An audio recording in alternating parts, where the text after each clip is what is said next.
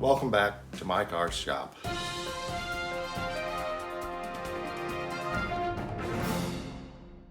We interrupt our regularly scheduled content to bring you this special request. If you would, please subscribe to the channel and hit that bell so that you receive notifications. We would greatly appreciate it. Thank you.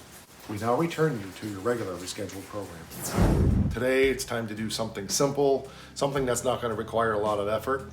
It's hot. It's just muggy and hot. So I'm going to spend some time sitting on a chair right here at my desk in my office working on getting the wiring hooked up for these headlights. So that's a simple job we can do, and well, let's just do it. Let's watch the show intro and I'll see you in 30 seconds. Working out of a 100-year-old refurbished barn, bringing 35 years of experience to projects considered beyond repair. Vision, creativity, and problem solving are essential tools in this place. Watch as we transform junk into polished metal miracles. This is My Car's Shop.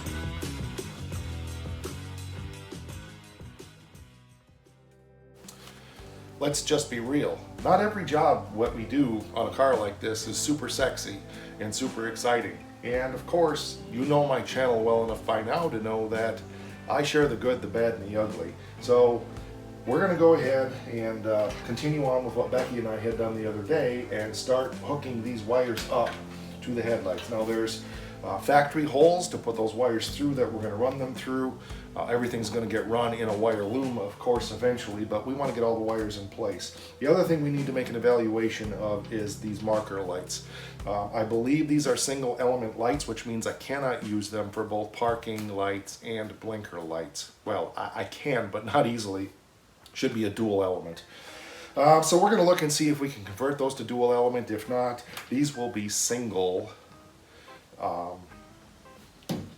element bulbs that we will use for the marker lights. But the first thing to do is to go ahead and get these headlights out of here and see what we've got in there. We're running the wiring in and so forth. Store everything on my Edelbrock workbench up there.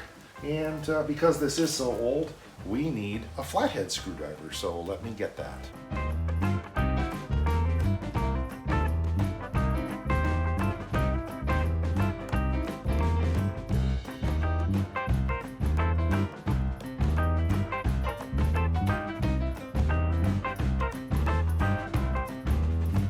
So a few episodes ago, we had put those headlight buckets in, and I knew at that point we were probably going to have to take them back out, but I put them in for two reasons. One, I wanted to test fit everything. The second thing was I wanted to see what it would look like with them on there, quite frankly. So we had to pull them back out. The original wiring was still plugged into the headlights, and we're obviously not going to be using that if we can help it. It's ancient, like as in 47 years old? No, more than 47. The cars are 47, so 75 years old.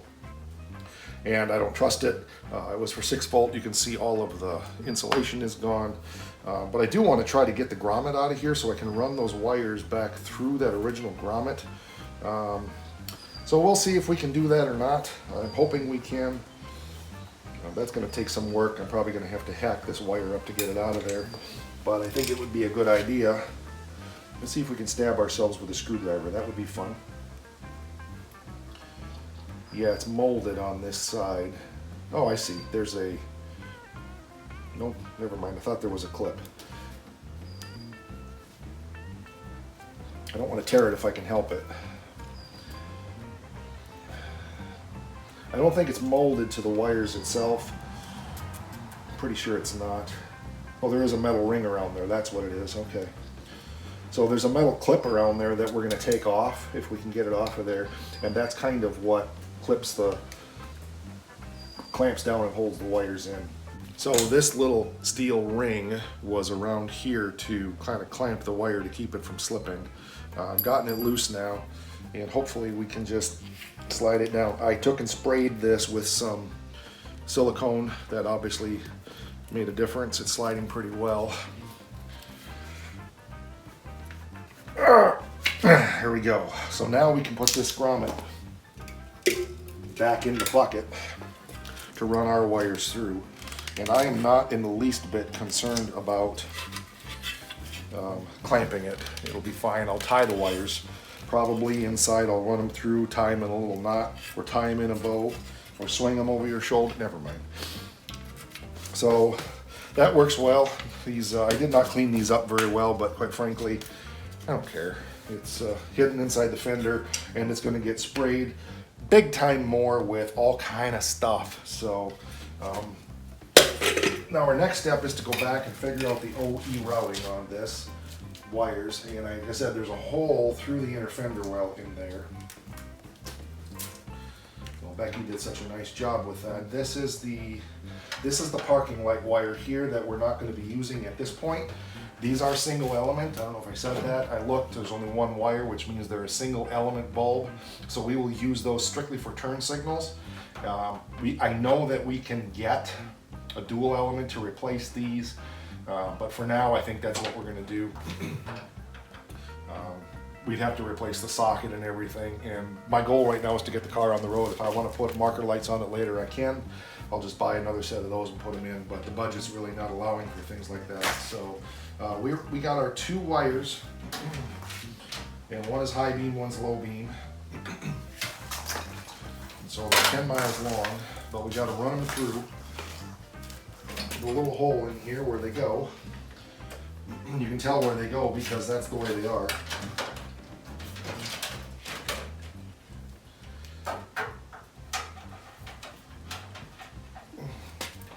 And then we'll reach in here and get a hold of it.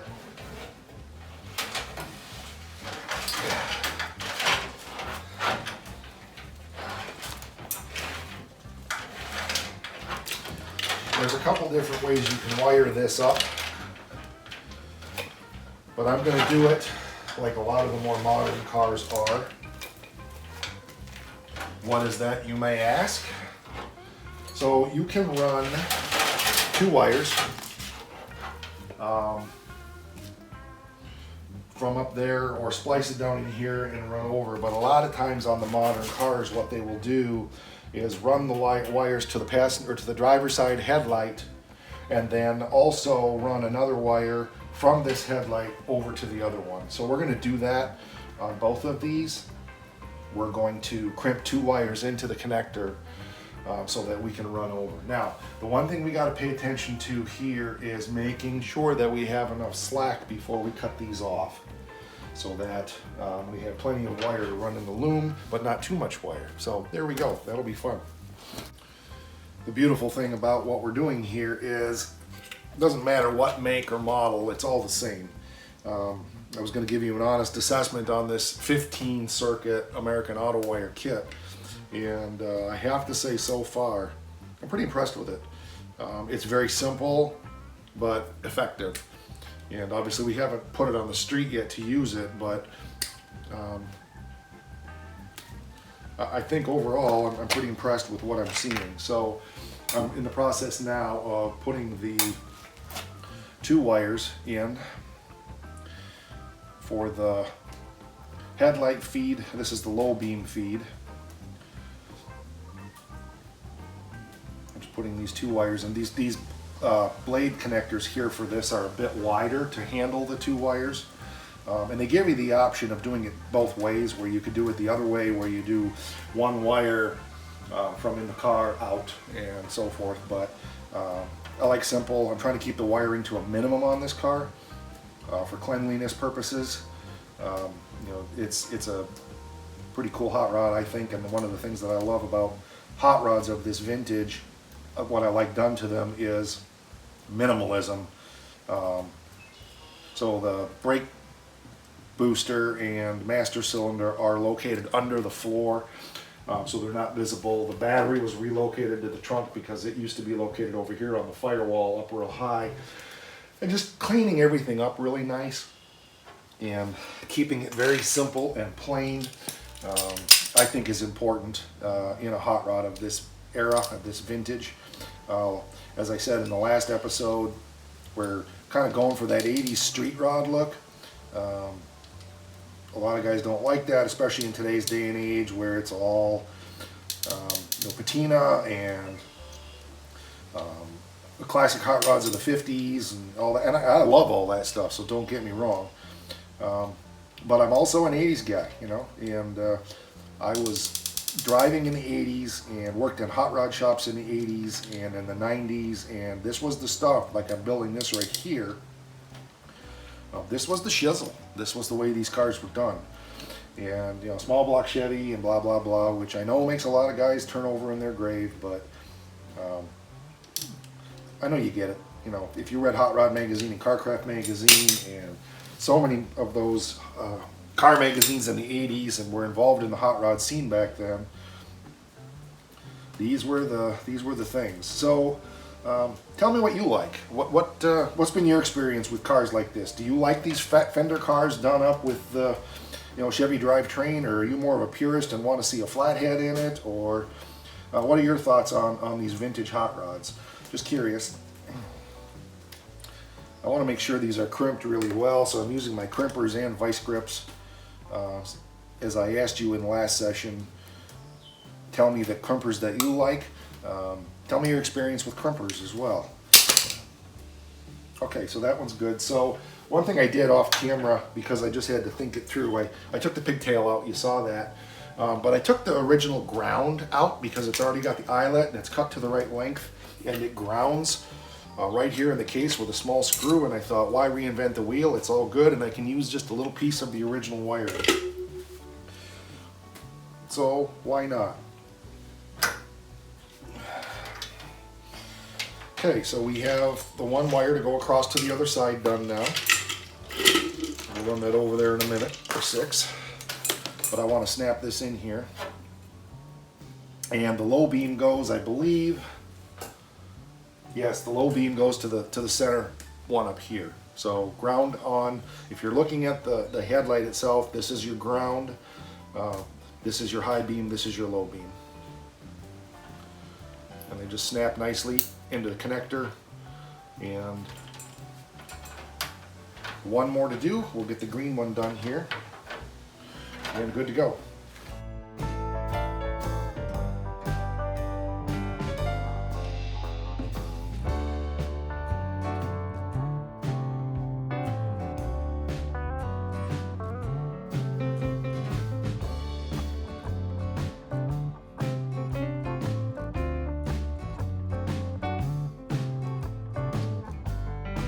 So how many of you caught the one thing I forgot to do? Bet you didn't catch it, did you? Forgot to put it through the grommet. So no biggie. We will modify this slightly to get it through there. And actually I think I'll leave it. I'll just take the wires back out of here and feed them through there one at a time. And it should be okay. Not a major screw up, but it's a little bit like what we were talking about doing brake lines the other day. A smaller screwdriver for that. But yeah, you forget to put the flare nut on. So I do it all the time. No big deal. Aggravating, but no big deal. Let's see, to get that out of there, I got to come at it from this way, I think. And the pin is, well, that one is on the top side. Okay.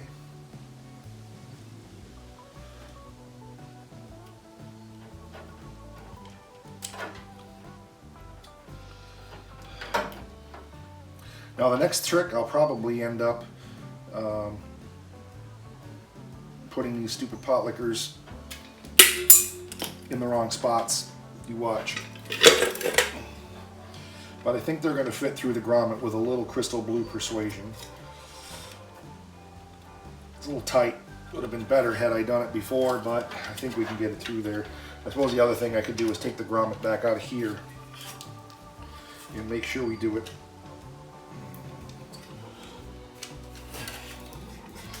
See, I share it all with you. The good, the bad, the ugly, the screw-ups. Well, you know, it's not the end of the world, obviously, but still kind of a bonehead move.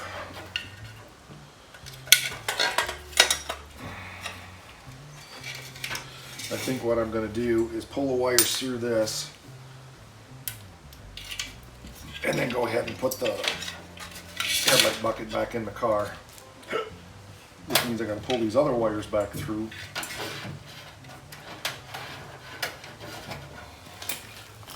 This is where my darling bride would be very welcome right now. A little bit of help would be good, but we'll get it.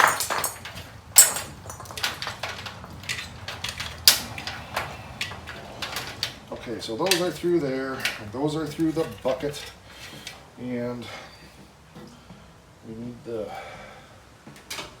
gasket, which is a pain in the butt to figure out. I think it goes like that.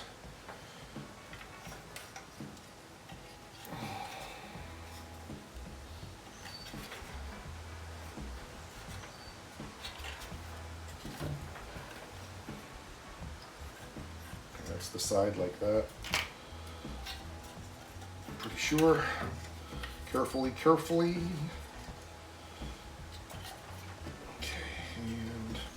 This goes like this,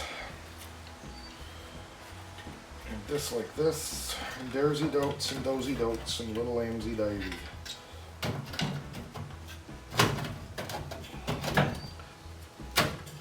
Now I'm not going to put all the screws back in yet. I'm just going to stick a couple in to just hold it. As soon as I know what I did with my Phillips screwdriver, I ended up having to split the grommet with a razor blade to get those wires through there, but it worked out just fine. So sorry I didn't get that on camera. I think you'll survive without seeing that. Maybe. Now, one question I have is this fender is not totally attached to the car, so I'm questioning whether or not I'm going to have a good ground to make these lights work. And I think what I might do is end up adding another wire for the ground here at some point, but let's just see what we've got with this right now. I think we're good to go now, and we can attach this headlight bucket back on there. And yep, we got all 4 of our screws. I was thinking there was 5 and that I lost one, but I didn't.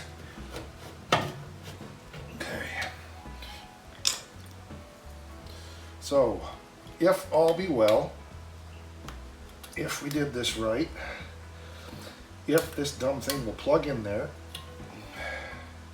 this headlight is old, and it could be a 6-bolt for all I know. I don't think it is. I think it's one that I found from one of my other cars, but, well, you little pot licker, why are you being such a pain in the butt? There we go.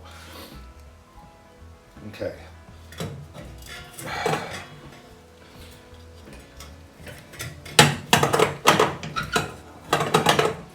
Stick this back on there just temporarily.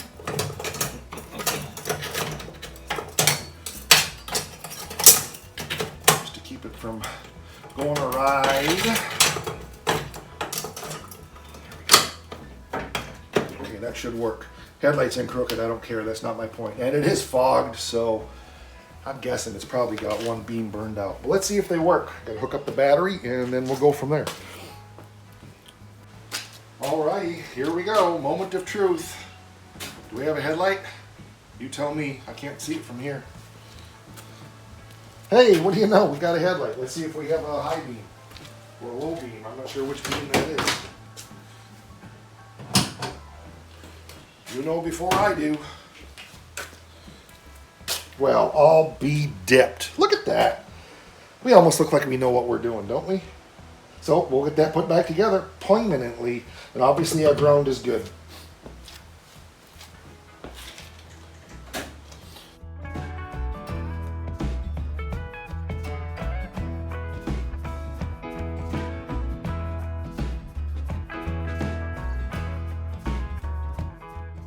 Each time I put another component on, I'm checking the lights to make sure that they work, to make sure that nothing has come loose. So you'll see me repeat this several times. It seems like I'm obsessed with the lights working, but I'm really not. I just want to verify before I go to the next step that the lights indeed are continuing to work and nothing I did has broken anything. Good.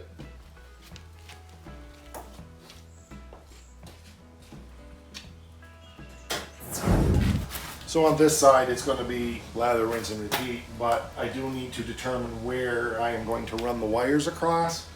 I had kind of got some ideas of where I might do that, but now that I actually have wire, I need to ultimately make the decision. So little by little, we're getting there. Also, since I'm not using marker lights right now, what I will probably do is leave that wire coiled up somewhere up underneath where you can't see it until I make a determination on the long term of what I'm going to do with that. So we'll probably bundle it up a little better, put it in a Ziploc bag and seal it so it doesn't get full of moisture.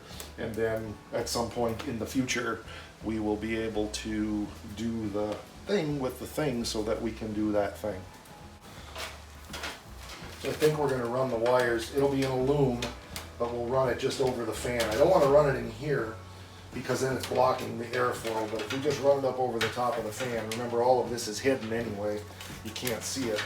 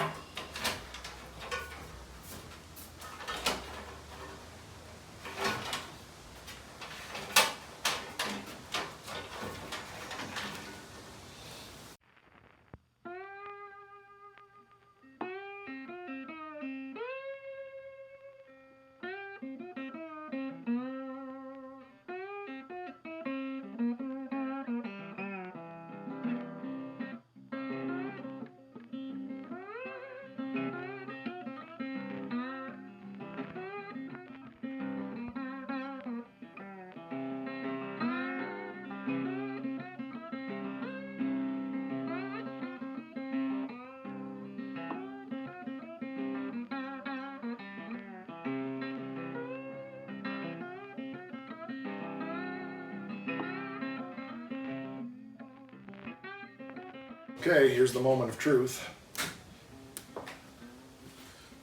Well, I'll be dipped. And we even got the same beams, I think.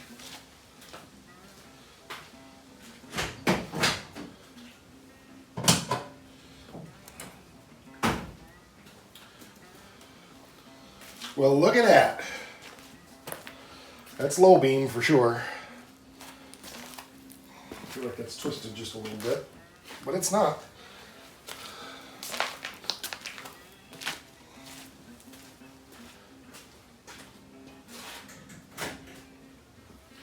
So all we got to do now is put the chrome ring back on, and we have headlights.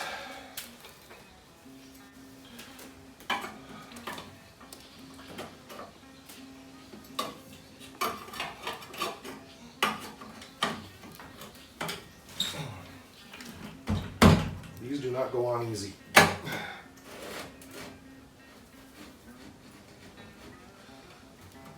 there, I believe.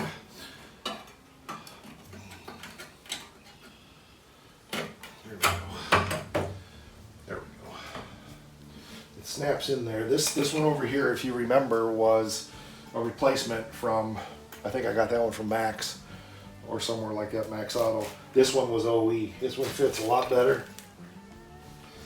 I wanted to find another OE. I actually have another OE that smashed that. At some point I might show you how to fix those. But right now, this is good just the way it is. So, there we go. Headlights are done.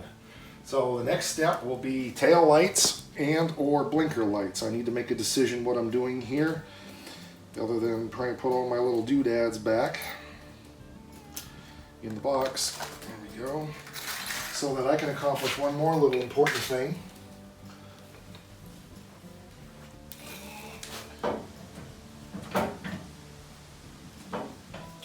I thought that light was hazed out. It's not. It was something on the outside of it. So those lights are good. I will replace these with halogens at some point. I don't think I'm going to put LEDs in it. Maybe sometime, but it's not going to see very much nighttime driving because where I live, the deer are like rats and everywhere, and driving at night around here with a car like this, is just a ticket to a collision and bad news. So, but big progress. I got to turn those on one more time, just because. And once again, I'm just verifying that nothing quit working in the process of reassembly.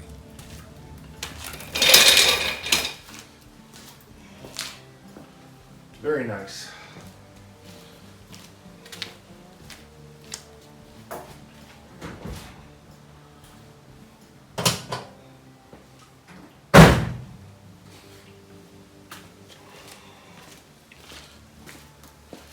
Very nice. One thing you'll notice that I'm doing is I'm just running wires in the general vicinity where they go. I'm not putting everything in a loom yet. Once all the wires are in place and I figure exactly out how I want things, exactly how I want things to be, then we'll go back and put it all in the plastic wire loom and make it look pretty.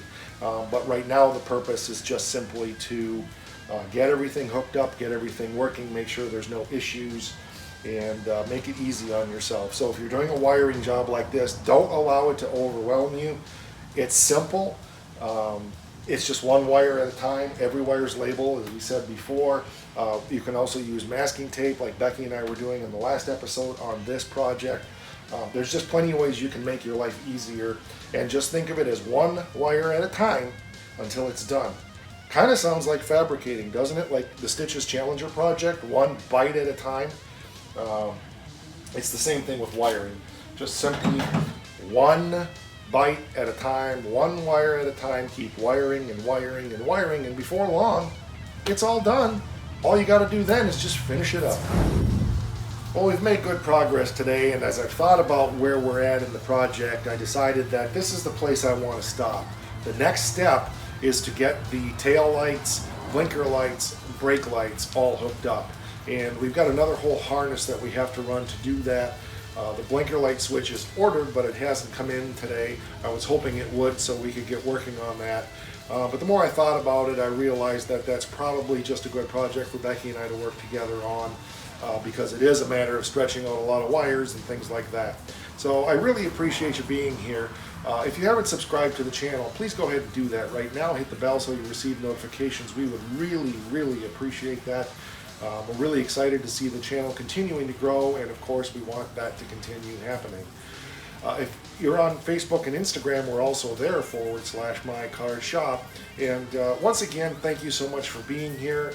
It's really exciting to see the channel continue to grow, and for you guys to give me all the positive feedback that you do, how you like seeing the details of what's involved in doing these cars, and not just being one of those channels that's here it is, poof, it's done, and you have no idea what was done behind the scenes. Here on My Car Shop, you get it all. Rock on.